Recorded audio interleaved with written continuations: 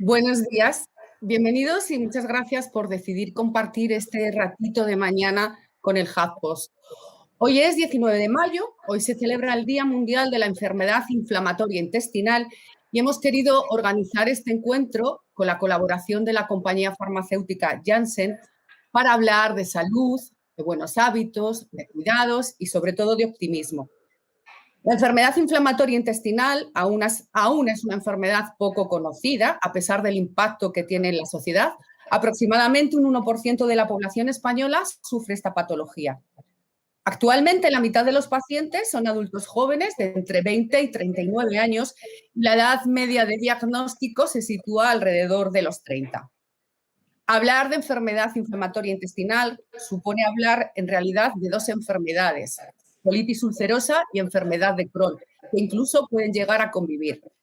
Ambas enfermedades son patologías del intestino que marcan la vida de quienes las padecen porque tienen que convivir de forma continuada con diarreas, cansancio, dolor abdominal, pérdidas de peso, pérdida de apetito, fiebre. Hoy vamos a conocer de primera mano cómo se vive con estas dolencias y cómo en los últimos años ha mejorado la calidad de vida de estos pacientes. Para ello contamos con la voz de expertos, la doctora Pilar Nos, jefa del servicio de aparato digestivo en el Hospital Universitario Politécnico de la Fe de Valencia. Muy buenos días, Pilar. Buenos días, Mila. Bienvenida, bienvenida. A su lado está Luis Tortosa, él es enfermero del grupo de enfermedades inflamatorias intestinales, también en el Hospital de la Fe de Valencia. Buenos días, Luis. Buenos días, Mila. Bienvenido. Muchas gracias. Y la tercera participante es Amaranta Cantero. Ella es una paciente con colitis ulcerosa y es vocal de la Junta Directiva de ACU, la Confederación de Asociaciones de Crohn y Colitis Ulcerosa. Muy buenos días, Amaranta. Buenos días, muchas gracias por invitarme. Gracias a vosotros, a los tres, por estar aquí, porque en realidad sois los que sabéis de esto. Yo creo, doctora, que lo primero que debemos hacer es especificar qué es esto de la enfermedad inflamatoria intestinal y por qué tiene un día mundial.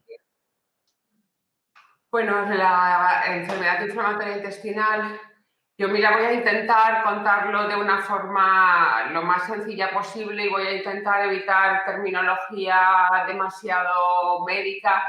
Creo que hoy es el día del protagonismo de los pacientes y todos aquellos sanitarios que trabajamos con ellos, pues estamos encantados de participar en algo así, pero nuestra, digamos, función y nuestro objetivo, que es darle visibilidad, va a hacer que nos pretenda yo explicar de una forma muy sencilla. Nuestro tracto digestivo, que va de la boca hasta el ano, realiza importantísimas funciones de absorción de alimentos y de nutrición. En estas enfermedades, en la enfermedad de Crohn y en la colitis ulcerosa, hay una inflamación del intestino que en el caso de la colitis ulcerosa se limita al colon y en el caso de la enfermedad de Crohn puede ir de la boca al ano, aunque el segmento más frecuentemente afecto es el intestino delgado, su final. Y en estas enfermedades que cursan con brotes, lo que hay es una respuesta inmunológica anómala del tracto digestivo y se manifiesta con periodos en los que este está inflamado. Sería como el equivalente a la psoriasis en la piel o a la artritis reumatoide en las articulaciones, ¿no? Para que el público lo entienda. En la colitis ulcerosa, al estar el colon inflamado, hace que se sangre por el colon y que se tenga diarrea, urgencia. Este sangrado puede condicionar una anemia, con todo lo limitante que esto supone para los pacientes que la padecen. Y en la enfermedad de Crohn, sobre todo hay problemas de dolor abdominal por ese hinchazón y esas estrecheces que se pueden producir en el intestino delgado, también de diarrea, a veces también de urgencia. Puede haber manifestaciones anales, abscesos, periodos de fiebre. De entrada, el 50% de los pacientes tienen con frecuencia astenia, falta de apetito, cansancio. O sea, aparte del tracto digestivo, tiene muchas manifestaciones intestinales. Hay periodos de remisión en los que el paciente puede hacer una vida normal y hay periodos de brote en los que el paciente puede requerir ingreso e incluso cirugía. Una enfermedad cada vez más frecuente y muy invalidante en ocasiones. Pilar, ¿y las causas? ¿Se busca una causa genética, una causa nutricional? ¿Dónde están las causas de esta enfermedad? Hoy por hoy, desgraciadamente, después de todos estos años, hay que decir que la causa es desconocida. No es como una infección, un microorganismo, no es como un virus, el COVID, ya está. No es así de fácil. Entonces, la causa es multifactorial. Hay factores genéticos, desde luego, hay agrupación familiar, como todas las enfermedades relacionadas con el sistema inmune. Hay factores ambientales, es propia de los países desarrollados. En Europa comenzó con cifras de incidencia muy alta en los países nórdicos y ahora ya estamos los mediterráneos a la altura de los países escandinavos o a la altura de Canadá. Es infrecuente en países africanos, por ejemplo, y todo ello tiene que ver porque ese ambiente en el que cada vez más nos movemos hace que estemos, bueno, con una microbiota que antes era llamada la flora intestinal. Bueno, el contenido que hay en nuestro intestino, sabemos que nuestro intestino además es como nuestro segundo cerebro por la capacidad de fibras nerviosas que hay en él. Y bueno, todo esto se ha alterado muchísimo en los últimos años con los alimentos procesados, con toda la serie de trastornos que han sufrido los alimentos que antes eran próximos y no estaban con toda esta manipulación industrial. Entonces, todo ello ha hecho que nuestra microbiota sea diferente y probablemente, bueno, se sabe que todo esto tiene un claro impacto en el desarrollo de las enfermedades en las que el sistema inmune tiene que responder, en este caso el sistema inmune intestinal tiene que responder a cosas que hay en nuestro tubo digestivo y que ya no son las de hace 100 años, que tenían más contacto con la naturaleza y no es nuestra microbiota habitual. Ahora hay más consumo de antibióticos, hay más alimentos procesados, hay incluso microplásticos en nuestras heces y todo eso ha tenido que ver con este aumento pero exponencial de la incidencia en los países a medida que se han ido occidentalizando. Pilar, hablabas de diarreas, de problemas digestivos en todas sus variedades, como la principal sintomatología de la enfermedad inflamatoria intestinal. Pero ¿qué la diferencia de otro tipo de patologías o enfermedades que se pueden confundir? Me estoy refiriendo pues, a un colon irritable, a una intolerancia. A ver, en esta enfermedad, digamos, la lesión es objetiva. En el caso de la colitis ulcerosa, igual que en el Crohn, hay úlceras, hay aftas, hay aumento de la vascularización. Es una enfermedad orgánica, más que una falta de función, como puede ser el colon irritable, o de interpretación, de distensión o de percepción, como pueden ser las enfermedades funcionales, que también son grandes desconocidas. Aquí hay un daño orgánico real, que si no se controla a tiempo puede llegar a lo que se llama una ausencia de función intestinal. Y entonces lo fundamental es preservar el epitelio, que es la capa celular, la capa. El Crohn, que es transmural, puede llegar a atravesar toda la pared del intestino, a formar fístulas, abscesos. Entonces, normalmente hay manifestaciones biológicas, aumento de calprotectina, anemia, aumento de proteína C reactiva, disminución de albúmina. Hay cosas que no se ven en las enfermedades funcionales y, desde luego, cuando tú haces un método diagnóstico como una colonoscopia a través del ano, viendo todo el colon y tomas muestras, o haces una enteroresonancia para ver el intestino delgado, se ven lesiones, porque hay un daño estructural. Afortunadamente hay métodos ahora menos invasivos de cribado de aquellos pacientes con síntomas como el dolor y la diarrea o la distensión, que son también típicos de enfermedades como el colon irritable o las intolerancias. Hay métodos de cribado, entre ellos la calprotectina fecal, que con una muestra de heces te puede discriminar si detecta leucocitos, que son unas células que aparecen en la inflamación, y te detecta una cierta cantidad de calprotectina, que es una proteína que está dentro de los leucocitos, y si aparecen heces en determinadas concentraciones, puedes entonces indicar la siguiente prueba diagnóstica más agresiva. También es un espectro, porque esto, al igual que, para que se entienda bien por la población, al igual que un diabético puede controlarse con dieta y tener unas repercusiones mínimas y es un diabético, un paciente con una enfermedad inflamatoria intestinal puede ir desde una afectación muy indolente y que controla con fármacos, digamos, sencillos, o que puede tener brotes muy espaciados, hasta formas graves, fistulizantes, accesificantes, multiresecados, con perianales agresivas, colitis ulcerosas que acaban en estoma, en una no contra natura. Entonces, es verdad que es un espectro tan heterogéneo que en el fondo es hablar de las enfermedades inflamatorias intestinales porque ya te digo, como el diabético de casi nada al que le tienen que amputar las piernas. Todos la diabetes, pero la expresión fenotípica, o sea, la que en el paciente domina, es muy variada dependiendo de la extensión, de la actividad, de las manifestaciones extraintestinales, de las sistémicas, y desde luego todo esto sí que es cierto que no tiene nada que ver con un colon irritable, pese a que también pueden estar igual de molestos o con unas intolerancias. Esto es algo que tiene unas dianas terapéuticas concretas y que tiene que ver con un daño intestinal causado por el propio sistema inmune de uno, que no reconoce a su intestino como propio y trata de rechazarlo. El mecanismo celular es el mismo que pasa en un trasplante. A alguien le hacen un trasplante hepático, por ejemplo, cardíaco, y se le da una medicación para que no rechace ese órgano. Aquí nuestro sistema inmune, que se encarga de defendernos del exterior, interpreta que lo que tiene delante, esa comida procesada, esa microbiota alterada, todo eso, le es ajeno. Entonces tiende a quitárselo de encima y a rechazarlo. Y ahí es donde ocurre el daño intestinal, que puede ser irreversible si se llega tarde al diagnóstico y al tratamiento. Ese daño irreversible es el que decías tú, esa ausencia de la función digestiva, ¿no? Amaranta,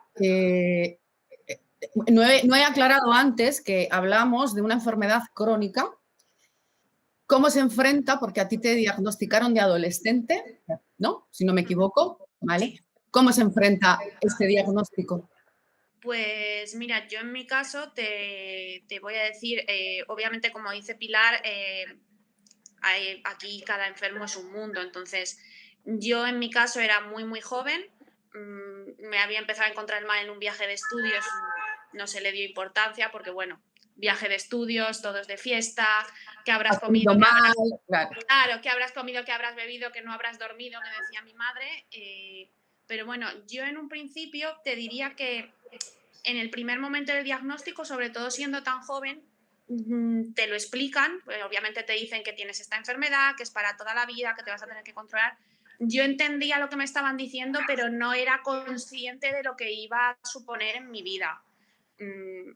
Pero un poco como todo el mundo, o sea, a ti te dicen, vale, vas a vivir con esto de por vida, y tú dices, sí, sí, muy bien, lo entiendo, pero cómo iba a ser mi vida o cómo iba a evolucionar ha sido algo que he ido viendo en el tiempo, y casi en parte me planteo que menos mal, porque si yo con esos 15 años hubiera sido plenamente consciente de todo lo que iba a haber sido en mi vida esta enfermedad, a lo mejor colapso.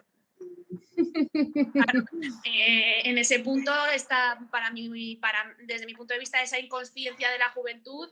Yo recuerdo que me diagnosticó el médico y lo primero que le dije, sí, muy bien, digo, pero yo al Bertillón del sábado ¿puedo ir o no puedo ir? Era mi mayor preocupación. Suena frívolo, pero era real. Yo tenía 15 años y me dijeron, vas a tener que tomar medicación, es total, y yo dije, bien, fantástico, tú dámela, que yo me voy de excursión. Luego, con el tiempo, vas viendo lo que supone, como ha dicho Pilar, ves un brote, ves otro, ves las limitaciones que te supone, y ahí ya es cuando la cosa va cambiando, vas asumiendo, quizá teniendo otra perspectiva de lo que es la vida, pero en un primer momento yo no lo entendí, pero no lo asimilé, digamos. Me costó bastante más tiempo. Doctora Amaranta, el diagnóstico se produce cuando tiene 15 años. Tengo entendido que cada vez es más frecuente el diagnóstico en edad pediátrica, ¿es cierto? Sí, de hecho hay estudios en nuestro país, algunos de ellos del Grupo Nacional de GTQ, creo que era en los últimos 10 años, creo que se ha triplicado la frecuencia en población pediátrica en cohortes longitudinales. Es una enfermedad del adulto, pero que puede debutar a una edad tan precoz como los 4 años.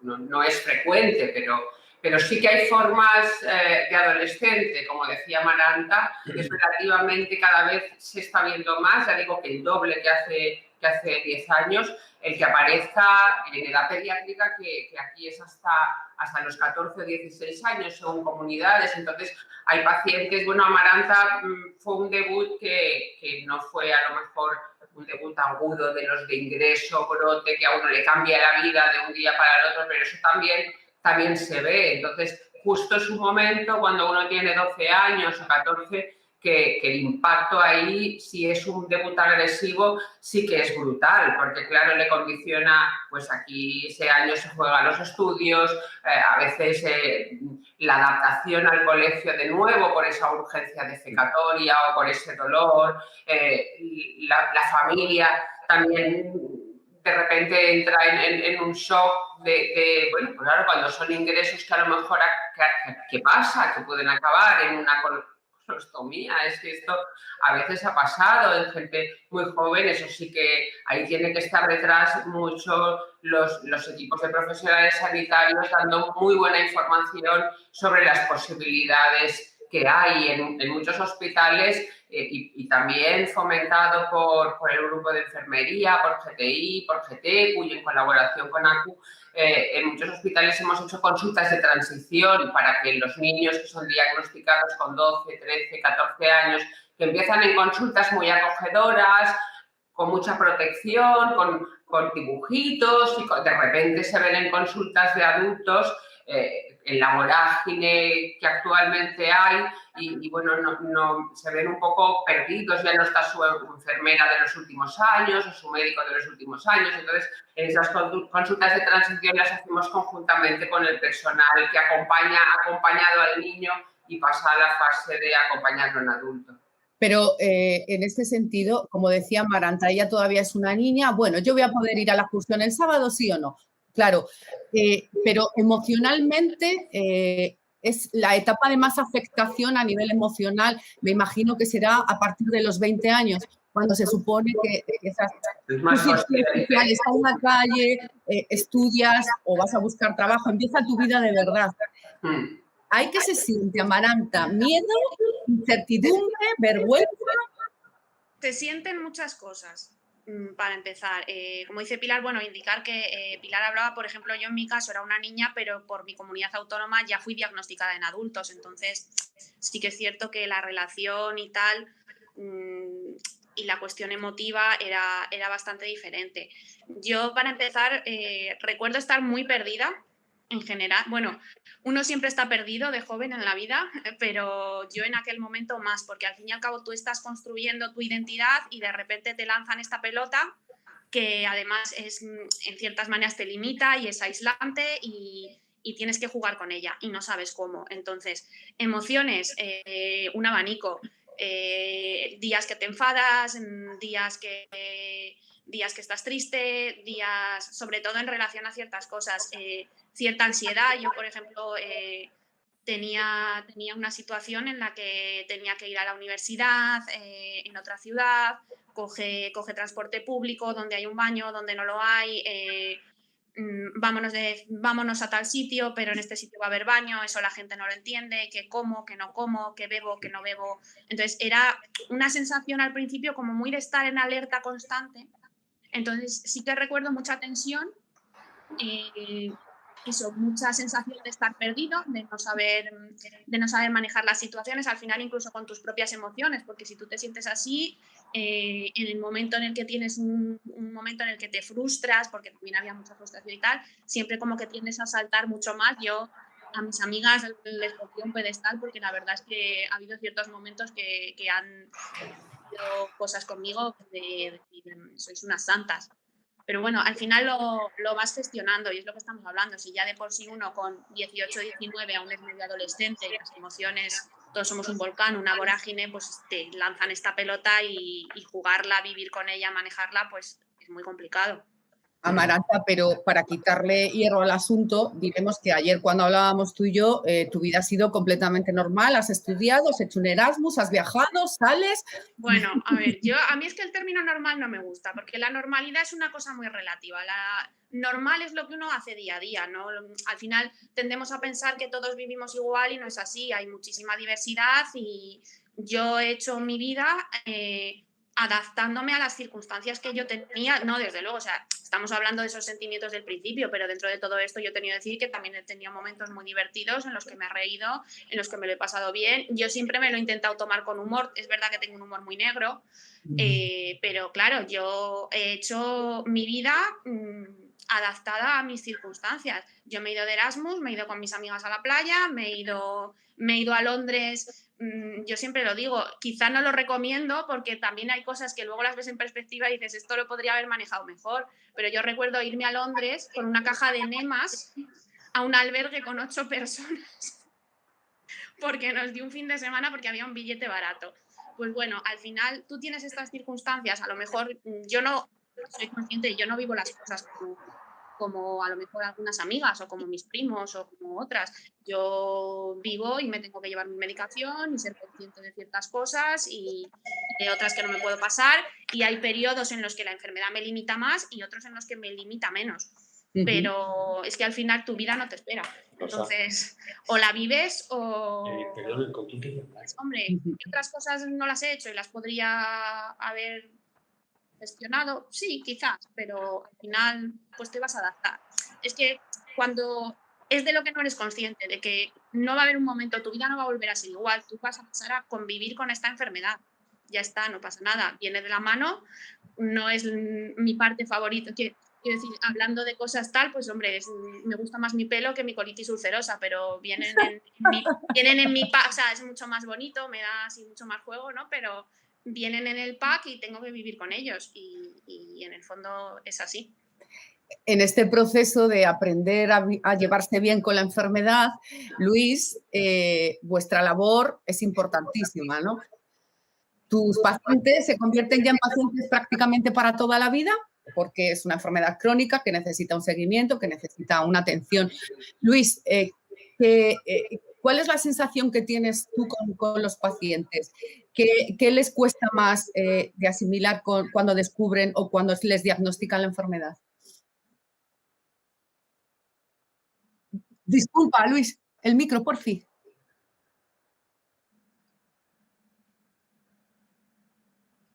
¿Ahora? Ahora, muy bien.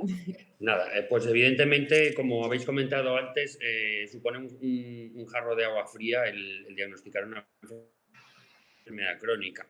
Los pacientes vienen de estar bien a de repente diagnosticar la enfermedad crónica, no saben qué va a ser el día mañana.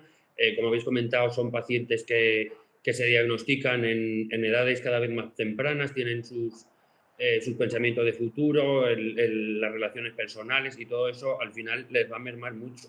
Como habéis dicho, nosotros al final somos una gran familia, porque los pacientes muchas veces, yo llevo ahora 11 años cerca, hace ya, en el servicio, y a muchos de ellos los conozco desde que han llegado al servicio, después algunos se han casado, han tenido familia, nos han presentado a los chiquillos y pues bueno, se hace muy duro también, pero bueno, tenemos que intentar sobrellevarlo de la mejor manera posible. También es verdad que muchas veces los pacientes de familia no saben bien por qué les ha tocado esto. Hay que intentar tranquilizarles y referir que, como habéis comentado antes, se trata de una enfermedad crónica multifactorial que hoy por hoy se desconoce la causa, o las causas específicas y poco podemos hacer. Solo podemos ayudarles en el camino una vez se ha diagnosticado, con los tratamientos que cada vez son mucho mejores, y vamos a intentar que lleven una vida lo más, Amaranta había dicho lo de normalizado, pero bueno, lo más habitual o que más se acerca a las expectativas que ellos podían tener en anterioridad. Amaranta no está de acuerdo con la vida normal, ¿verdad, Amaranta? Es que si nos ponemos hoy filosóficos, ¿quién es normal en esta vida? Nadie. ¿Qué es ser normal? Yo soy normal, tú eres normal, pues depende de a quién le preguntes. Mi vida es la mía y ya está, sin etiquetas. Y está normalizada dentro de tus circunstancias, como la mía y la de todos los demás. Pilar, comentaba Luis cómo han evolucionado los tratamientos, y ayer cuando hablábamos tú y yo me contabas que el año 2000 significó un antes y un después en el tratamiento de los enfermos, y la calidad de vida de ellos, de los pacientes, ha dado un salto grandísimo, ¿verdad? Sí, bueno, yo tengo... Bueno, porque son mis circunstancias también, como dice Amaranta, la perspectiva histórica de llevar pues 30 años trabajando para la enfermedad inflamatoria intestinal fundamentalmente. Y bueno, eran pacientes entonces pocos, porque la enfermedad era menos frecuente, que habían tardado en diagnosticarse. Estoy hablando del año 94, cuando se abrió la unidad de enfermedad inflamatoria intestinal aquí en la FE. La unidad era de uno, que era yo, y de los pacientes que yo podía hacer algo, que en aquel momento era pues medicaciones. Por ejemplo, los enemas de los que habla Amaranta no estaban comercializados. Los enemas se utilizan como si fueran, digamos, pomadas, para que se entienda, introduciéndolos por el ano para que cubran el recto y la parte final del intestino delgado, y son muy útiles como antiinflamatorios locales en la colitis ulcerosa. Esos enemas los preparaban con fórmula magistral, era muy difícil encontrarlos. Y si el primer país en Europa que los comercializó fue Suiza, y los pedíamos por medicación extranjera. Entonces se llamaban quintasa, porque eran de la molécula de 5-asa, del salicilato. Bueno, todo aquello, claro, no había... Yo viví el lanzamiento de los supositorios de salicilatos. Entonces, al principio, viví toda la introducción más general de los inmunosupresores clásicos, que muchos hospitales no se atrevían a utilizarlos porque hablar entonces de ciclosporina o de una inmunosupresión prolongada, y viví la época en los pacientes solo tenían corticoides con todos sus efectos secundarios que Amaranta conocerá, de cara de luna llena, osteoporosis, cataratas, fragilidad ósea, etcétera. Y si tenían un Crohn y podían pasar por resecciones, pues así estábamos. Podían tirarse, si no respondían a inmunosupresores que ya empezábamos a usar bien, pues con malnutrición, con las nutriciones enterales de la época, cuyo sabor era horripilante. Y claro, tener una enfermedad inflamatoria diagnosticada en los 90 era un penar y era un pedregal, y era así. A no ser que fuera una forma benigna y que no diera mucho la tabarra. Pero las formas agresivas eran horripilantes. Entonces salieron los estudios que posicionaron a la primera molécula, que fue un anticuerpo monoclonal, fue infliximab, que bloqueaba una citoquina, que es una sustancia proinflamatoria, que se sabía que era fundamental, entonces se sabía que lo era en el Crohn. Y en el año 99 administramos en España, seguro, y más o menos los hospitales que tenían ciudades, digamos, grandes, por decirlo de alguna forma, la comenzamos a utilizar por medicación extranjera. Y bueno, yo he contado muchísimas veces la anécdota del primer paciente en el que yo utilicé el infliximab intravenoso, que estaba prácticamente desahuciado, era muy joven, venía de un hospital londinense, iba a una amputación de colon y además desnutrido, bueno, un febril, un desastre. Y mi amigo Chimo Hinojosa, que entonces estaba en el hospital de Sagunto, pidió la medicación por medicación extranjera y le trajeron 3 dosis. O sea, estaban en semana 0, 2 y 6. Pues él me cedió, que le llegaron las 3, por la prisa que a mí me corría, me cedió la dosis. El paciente tenía yo creo que 14 o 15 años, los cumplió en ese trajín. Me pasó la tercera dosis que tenía porque a mí me iban a llegar al cabo pues a lo mejor de 2 o 3 semanas y no nos podíamos esperar. Y yo la llevé en el bolso, que ahora digo, anda la trazabilidad, la farmacovigilancia, estamos hablando del año 99 y me llevé los viales en el bolso, que como era un polvo, ahí leyendo cómo podíamos las instrucciones, las enfermedades en el hospital, el niño que se nos iba. Bueno, ese niño recibió sus 3 dosis de anti-TNF, después estuvo un periodo de tiempo bajo tratamiento de mantenimiento, ahora está con un inmunosupresor desde hace muchísimo tiempo, creció una talla normal, nunca más ingresó, se casó, nos invitó a la boda. El año 2000, que se finalizó el uso de anti-TNF, de infliximab, en el Crohn, marcó un antes y un después. Y durante los siguientes 15 años aproximadamente apareció la segunda molécula, que fue adalimumab subcutáneo, y en los 15 años estuvimos haciendo cocinillas, ¿no? De si acortamos la dosis, alargamos el intervalo o añadimos un inmunosupresor, si falla uno ponemos otro, pero solo en realidad teníamos un mecanismo de acción que era bloquear el TNF y 2 fármacos, uno intravenoso y otro subcutáneo de una eficacia parecida.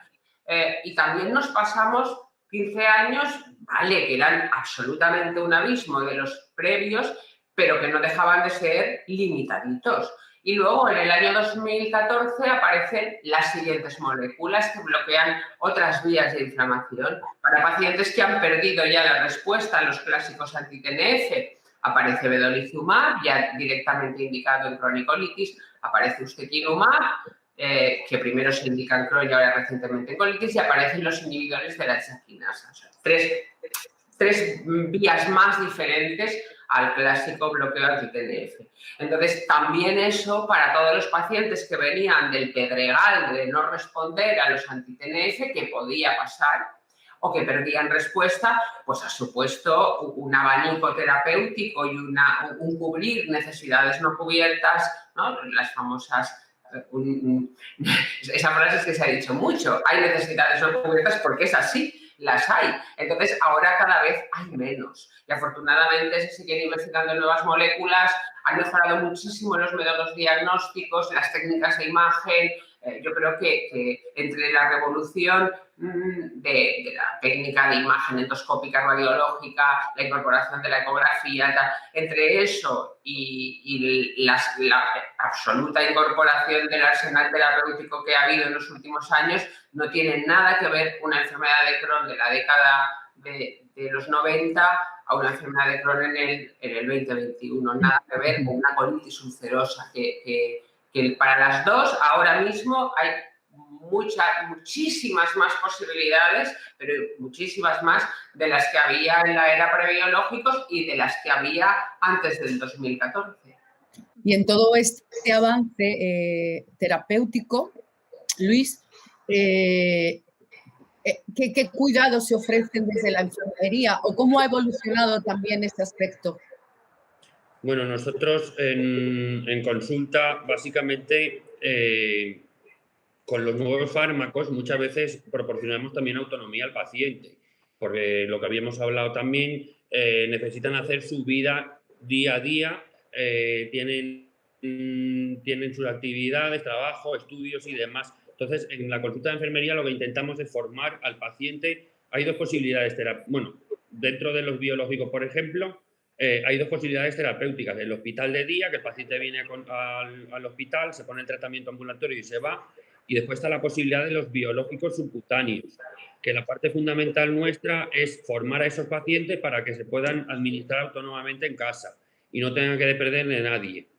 Se lo pueden poner en cualquier momento del día, no tienen que tener más precauciones que, pues bueno, mantener el medicamento en frío, atemperarlo un poquito antes de administrarlo, desinfectar zona y administrar. Y pueden hacer una vida absolutamente normal.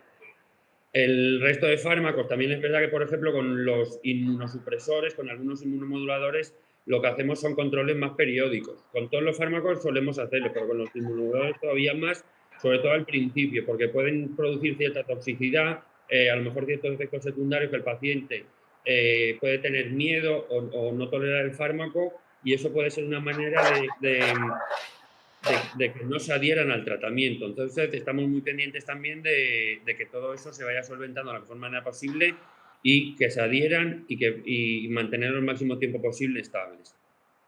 Y a todo esto se añade también el tratamiento, lo digo como entre comillas, psicológico que les tenéis que administrar. Porque, Amaranta, tú hablabas de la ansiedad que produce el trasiego a un baño. Pues eso, es una ansiedad, me imagino que con un poco de, pues eso, de vergüenza de tener que reconocerlo, ¿no? ¿Cómo solucionáis esto? Porque yo sé que hay, ¿cómo intentáis solucionarlo? Porque sé que hay iniciativas para que los locales públicos se permita, no sé, Amaranta.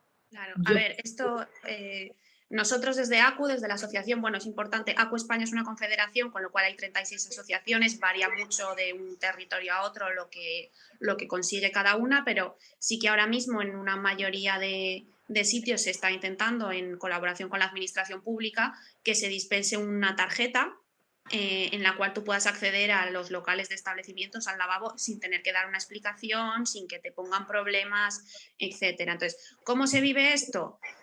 Pues depende del día que te pille y del momento de tu vida. Hablábamos de la ansiedad y de la cuestión psicológica. Por ejemplo, también es verdad que vivimos ahora mismo en una época en la que parece que hay un positivismo imperante.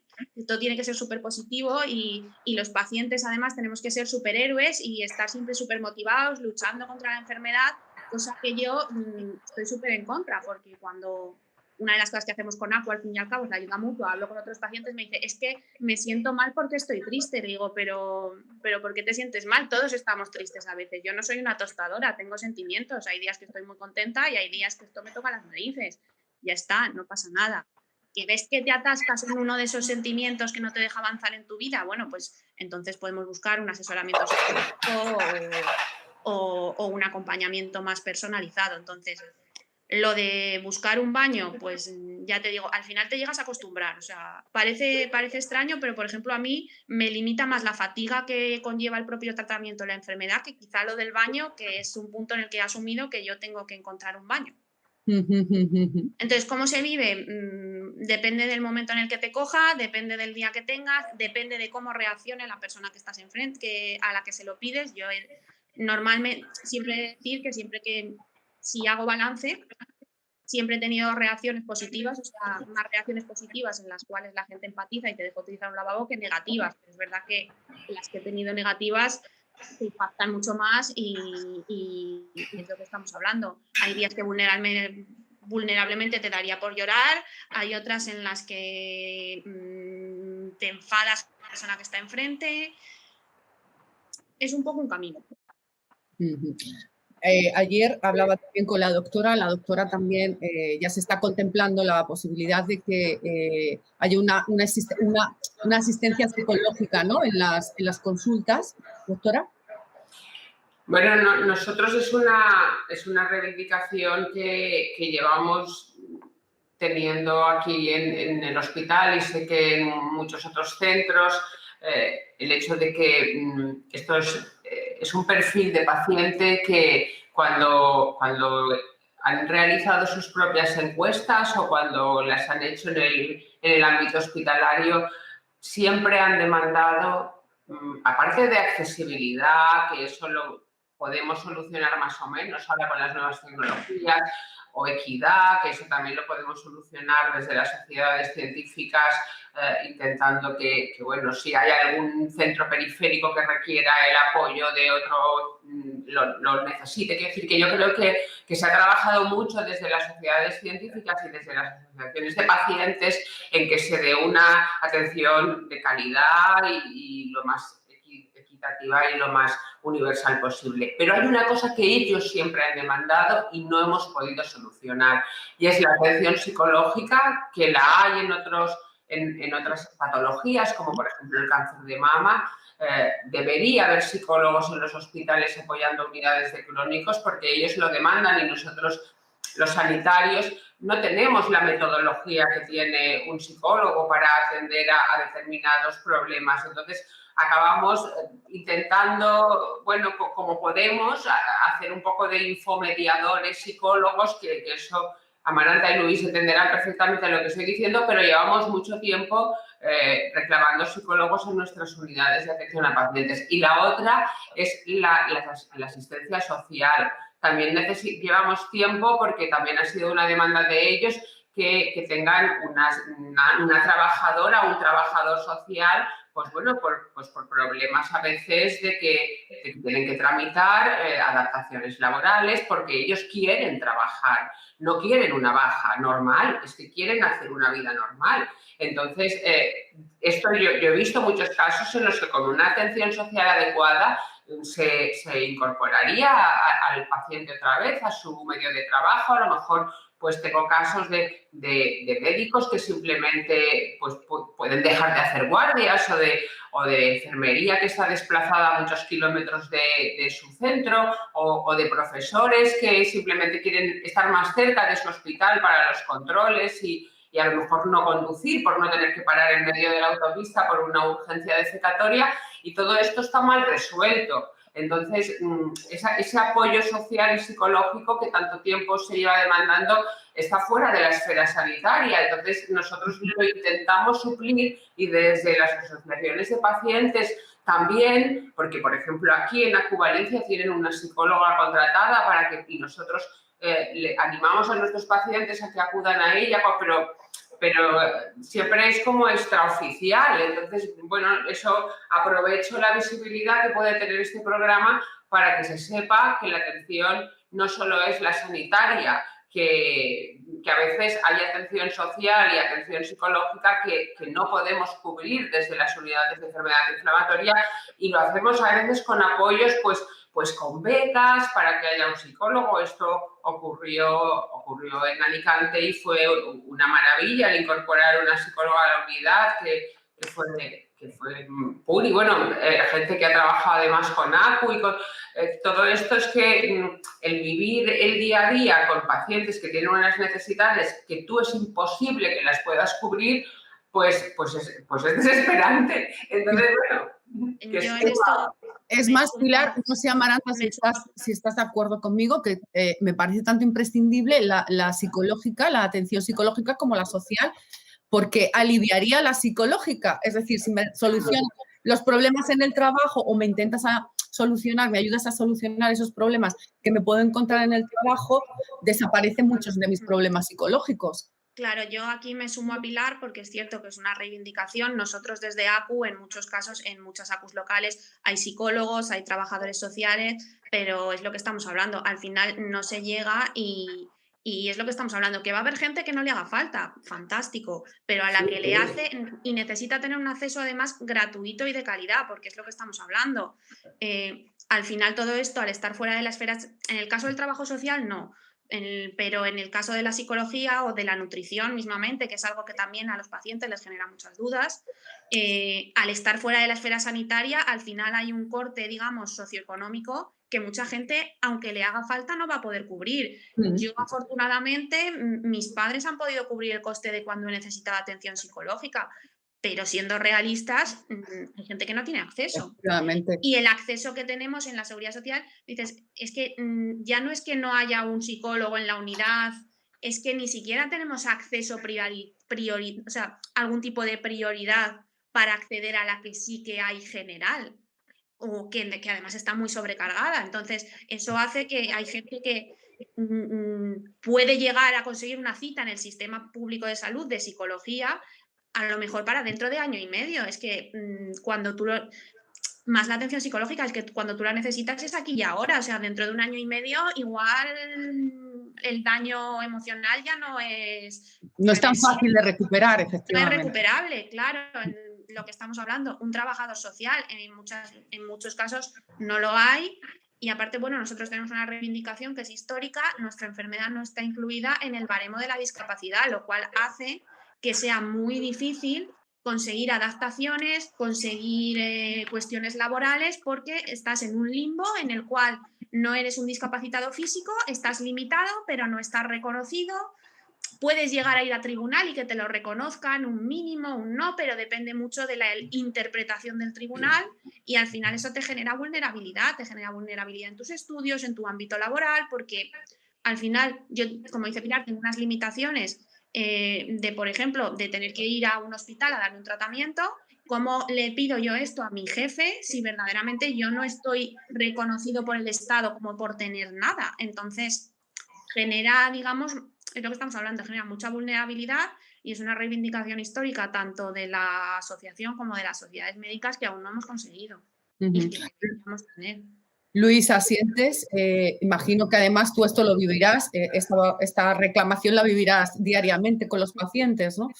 Sí, muchas veces lo comentamos con los pacientes, con los propios compañeros, que es una necesidad que vemos que es importante que se estableciera, porque muchas veces nosotros estamos al teléfono tiempo que no podemos disponer al paciente y además que tampoco disponemos de las herramientas adecuadas para poder formar a ese paciente y que pueda sobrellevar de la mejor manera posible la enfermedad. No se me escapa, porque habéis hablado del apoyo psicológico, el apoyo social, el apoyo nutricional, ¿no?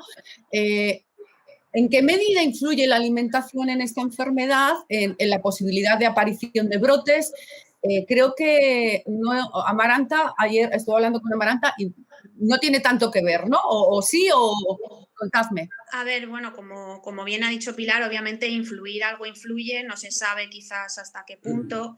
Lo que sí que resaltamos cuando hablamos con pacientes, porque sobre todo al principio cuando te diagnostican, que uno pasa por muchas fases, creo que hay una muy clara que es, ¿y si me quito tal alimento y hago esto, no me voy a curar? Ojalá, yo creo, tanto Pilar como Luis, ¿no?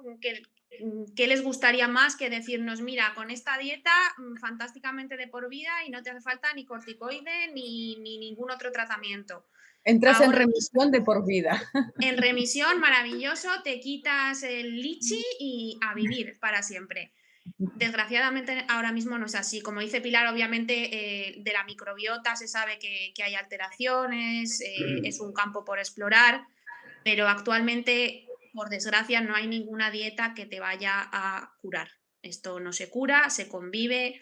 Es cierto que en periodos de brote la alimentación se ve limitada, pero por una cuestión de lógica. O sea, quiero decir, y yo siempre lo explico así un poco en plan vulgar, uno cuando tiene gastroenteritis no se come una fabada. Pues uno cuando está en brote, pues lógicamente evita alimentos que te vayan a dar más gases o que tengan mucha fibra y te vaya al pasar por el tracto digestivo te vaya a molestar la inflamación, pero el resto del tiempo lo que hay que hacer, intentar, desde mi punto de vista, es llevar una alimentación lo más equilibrada y variada posible. Si uno detecta que un alimento en concreto no le sienta mal, pues es de sentido común no tomárselo, pero por lo demás, también es verdad que yo no soy nada fan de la comida procesada, que me han educado sin ella y no la he hecho en falta. Pero bueno, no pasa nada, que te puedes comer un Kit Kat un día y no sentirte culpable y no te has provocado, el Kit Kat no te ha provocado un brote, respira hondo, que la comida es una acción social. Es que al final puedes llegar a generar una fobia y la comida, sobre todo aquí en España, es social, es sentarte con tu familia, es disfrutarlo y no hay razón para no hacerlo. Pilar, en este sentido, las recomendaciones nutricionales son las mismas que las de la población general. Y obviamente, como dice Amaranta, si yo me como algo que no me sienta bien, pues no lo vuelvo a comer y ya está. No, lo ha explicado muy bien. Yo creo que hay dos situaciones puntuales en las que, es que las recomendaciones son las mismas que para la población general. Hay dos situaciones concretas que ella las ha referido. Una es cuando hay una estrechez del intestino delgado, una estenosis que puede ser por la propia inflamación, es como una manguera que si se hincha la pared cierra la luz. Entonces, si hay una estrechez o fibrótica, porque ya está evolucionada, o inflamatoria del intestino delgado, la fibra insoluble, para que se me entienda, lo que lleva hilos, la alcachofa, el espárrago, el tal, eso puede hacer un ovillo y te puede producir distensión, dolor y te puede dar molestias. Entonces, los pacientes con Crohn, con formas estenosantes, pueden tener que ajustar su fibra no soluble, que es ese tipo de fibra. Esa es una, y la otra es el que ya he comentado del brote.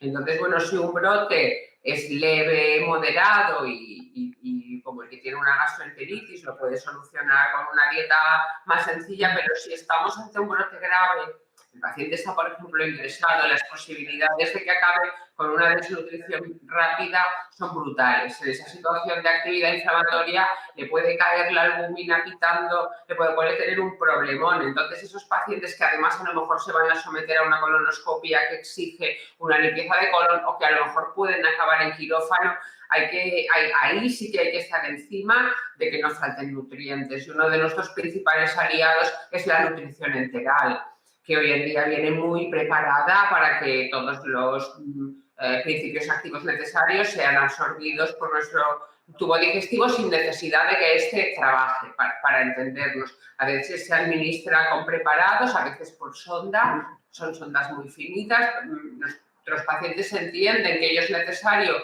en ese momento de brote grave. Ahí es cuando tienes que vigilar más los requerimientos nutricionales. Para el día a día de los pacientes, eso lo ha dicho Amaranta muy bien, comer es un acto social y no hagamos de la comida tampoco un mundo con intolerancias y a investigar si esto...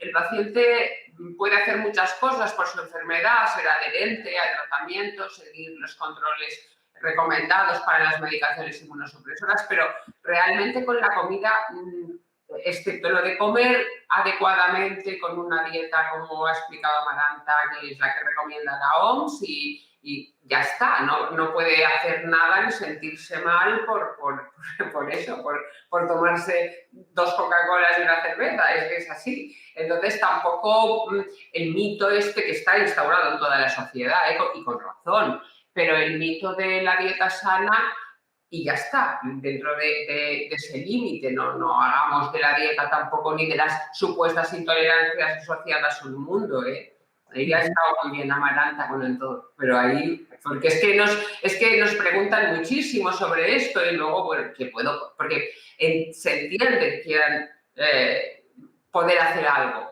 pero ya digo que con comer sano y esas excepciones comentadas ya está.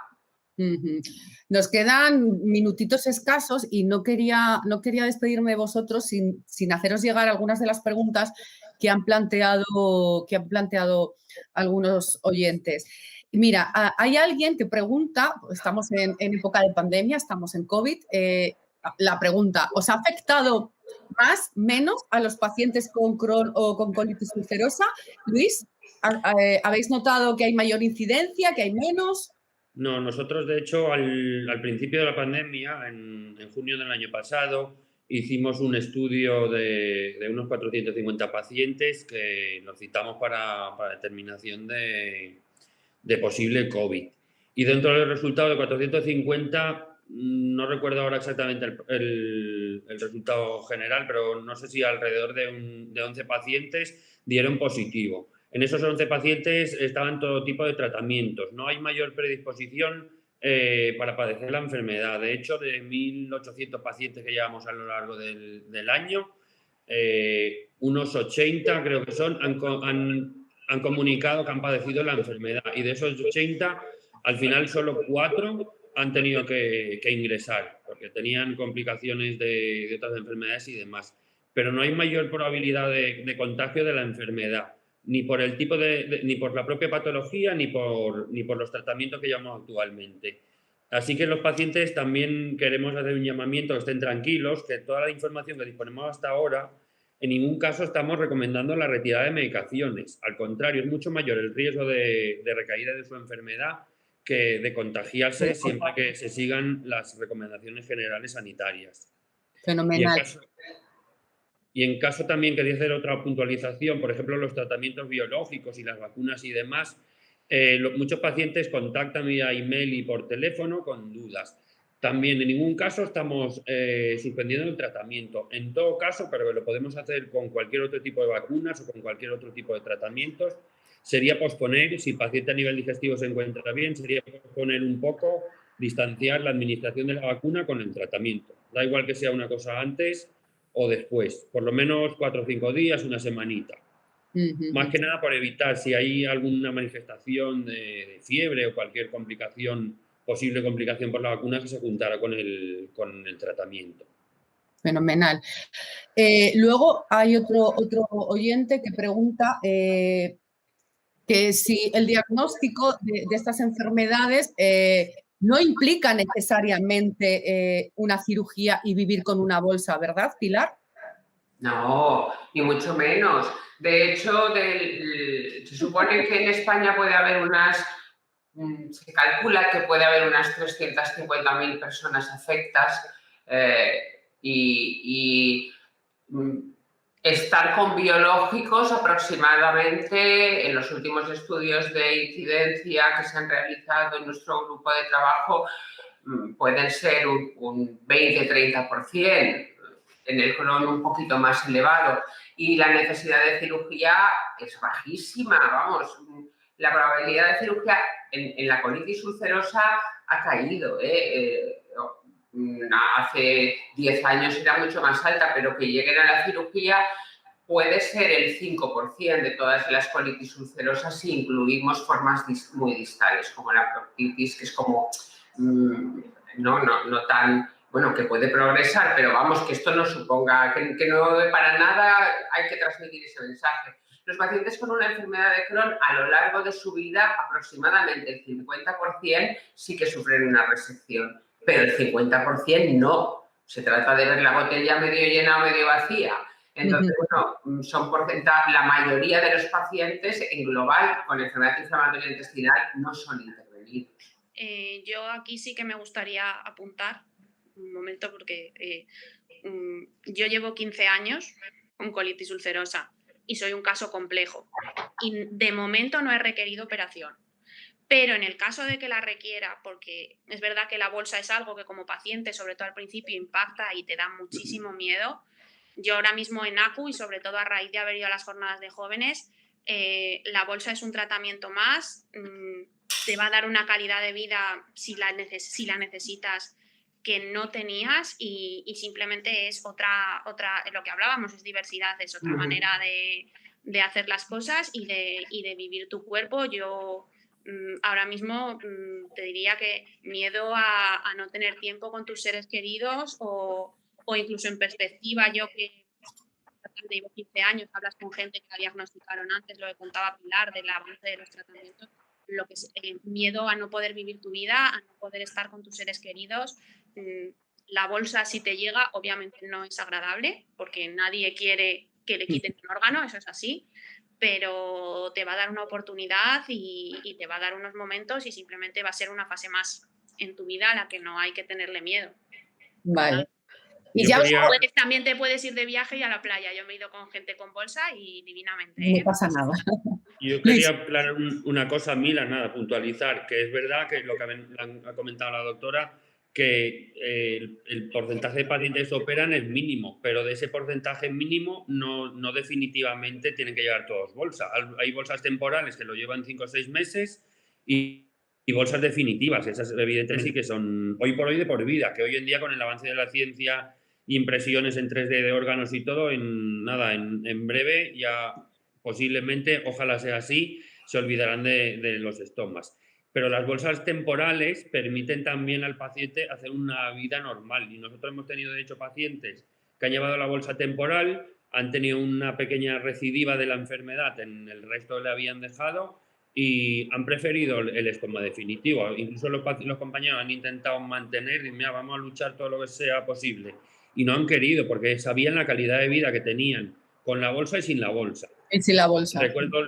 Recuerdo el caso de un paciente joven, 30 y pocos años, y me decía, Luis, yo sé la calidad de vida que he tenido. Digo, antes iba a los restaurantes con el chiquillo, al cine, me tenía que buscar siempre el baño, estar pendiente. Y ahora con la bolsa sí, tengo que estar pendiente del vaciarla cada X tiempo. Pero es otra calidad de vida. Y lo que está comentando Amaranta también, hoy en día hay incluso ropa íntima que permite guardar la bolsita y prácticamente no se nota ni que la llevas. La última pregunta. Si nos saludamos, que no todo el mundo tiene el mismo cuerpo efectivamente. Y todo está bien y es aceptable. La última pregunta, y ya, porque ya me van a comer. ¿Cómo puede influir a la hora de mantener relaciones sexuales? No influye. Está en todos los índices, por ejemplo, de enfermedad perianal. Es una pregunta difícil cuando la tienes que hacer, pero cuando no la haces a la primera, normal, hablo de mí, ¿no? Y creo que la mayoría de mis compañeros, pero está ahí. Entonces, bueno, pues que alguien lleve sedales que son en el ano, o que alguien lleve una bolsa, o que alguien, cuando conoces a alguien por primera vez, pues obviamente eso es un problema. No lo vamos a esconder, por mucho que te adaptes y por mucho que todo y por mucho que le eches positivismo, es un tema que en algunos pacientes es muy tabú. Y a veces a la hora de valorarlo, sobre todo cuando valoras un tratamiento de este tipo, ¿no? De si llevar un reservorio, Luis ha explicado, aquí la toma de decisiones tiene que ser compartida. Y muchas veces el problema que le puede suponer al paciente tener, por ejemplo, una fístula vaginal o, por ejemplo, una escrotal, claro, es que eso tiene que entrar en la decisión terapéutica y él tiene que saber qué limitaciones puede tener en ese aspecto si se hace tal cosa o se hace tal otra. Eso está ahí, aunque no sea universal, pero en los primeros momentos de relaciones, sobre todo yo lo he vivido más en gente joven que tiene sus primeros novios y tienes que explicar pues que tienes que llevar la compresa siempre en el bolso, tienes que cambiar la ropa interior, tu higiene, tu tal. No es tan fácil, no todo el mundo tiene a lo mejor la empatía de transmitirlo a su pareja de una u otra forma, no es tan fácil, ¿eh? Y eso en ocasiones, y Luis lo sabe, y Amaranta también, se pone encima de la mesa para determinadas intervenciones. Claro, es que, a ver, todo el tema de la sexualidad, porque, bueno, a mí me gusta más hablar de sexualidad que de relaciones, porque yo tengo sexualidad todos los días, relaciones pues cuando puedo, como todo el mundo. Entonces... Obviamente me refería a la sexualidad. No vamos a decir que no, sería mentira decir que no afecta. Afecta además a muchos niveles, afecta de forma diferente si eres hombre o mujer. Desgraciadamente la sexualidad en esta sociedad sigue siendo un tabú y te puedes encontrar con médicos muy abiertos como Pilar o como puede ser el caso de mi unidad, que sí que podemos hablarlo y en otros sitios en los que no se menciona. Entonces, ¿te va a afectar? Sí, obviamente hay un plano físico en el cual si tú tienes dolor, si tú tienes inflamación en un órgano, por ejemplo en mi caso que está al lado del útero, el efecto sobre la libido que pueden tener determinados tratamientos o la fatiga, pues obviamente está ahí. Y luego hay ya un plano más emocional de lo que a ti te supone, de cómo enfocas contarlo, de obviamente incluso los tratamientos que habla Pilar, el corticoide te cambia el aspecto físico, de cómo, o una ostomía, cómo asumes tú tu cuerpo, tu positividad.